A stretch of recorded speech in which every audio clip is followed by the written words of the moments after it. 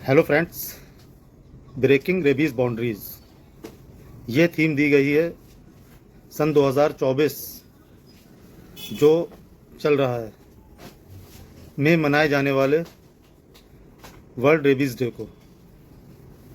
आखिर global alliance for rabies control और world health organisation हर साल नए थीम और नए उत्साह के साथ इस डे को क्यों मनाते हैं।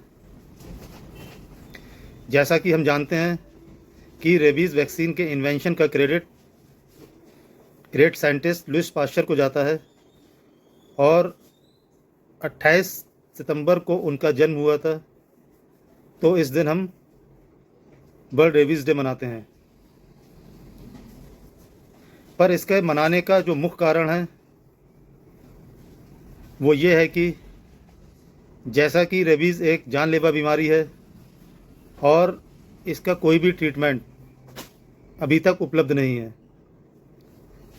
तो लोगों को रेबीज़ के बारे में जागरूक करना, ये कैसे फैलता है, इससे बचाव कैसे किया जा सकता है, इसके लक्षण क्या हैं और वैक्सीन का यूज़, इन सब चीज़ों के बारे में जागरूक करने के लिए हम इस डे को मनाते हैं।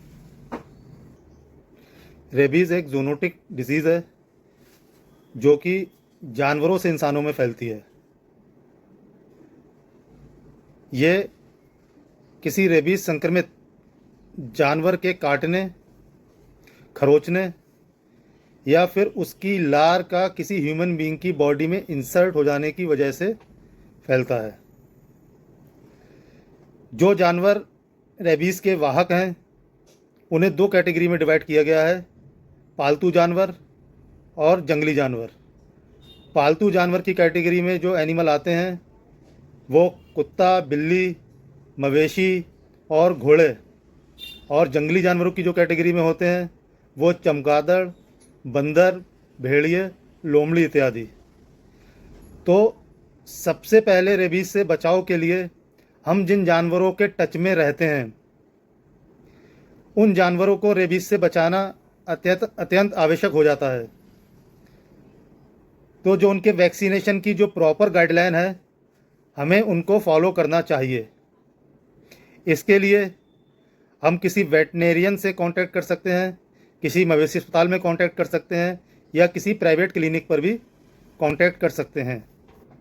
अब इनमें से कोई जानवर हमें काट लेता है, खरोंचे मार देता है या फिर उसकी लार हमारे किसी खुले ज़ख्म या म्यूकस मेम्ब्रेन के थ्रू हमारी बॉडी में इंसर्ट कर जाती है, तो हमें फ़ौरन किसी हेल्थ केयर एक्सपर्ट की सलाह लेनी चाहिए और उसके बताए हुए वैक्सीनेशन शेड्यूल को फॉलो करना चाहिए। इसके लिए हमें सबसे पहले कोशिश ये करना चाहिए कि हम 24 घंटे से पहले किसी हेल्थ केयर एक्सपर्ट से कांटेक्ट कर लें और अपनी फर्स्ट वैक्सीन लगवा लें। वर्ल्ड हेल्थ ऑर्गेनाइजेशन की रिपोर्ट के अनुसार हर वर्ष 85,000 लोग रेबीज़ संक्रमण की वजह से अपनी जान गंवा देते हैं, जिसमें से 90% केस डॉग बाइट्स के होते हैं। तो सर्वप्रथम तो हमें अपने पालतू जानवरों जिनके हम टच में रहते हैं, आसपास में रहने वाले हमारे गली मोहल्ले के जानवर, उनके वैक्सीनेशन को प्रॉपर तरीके से करवाना चाहिए। इस तरीके से हम काफ़ी हद तक रेबीज़ संक्रमण को रोक सकते हैं और हम इससे खुद भी बचे रह सकते हैं। धन्यवाद।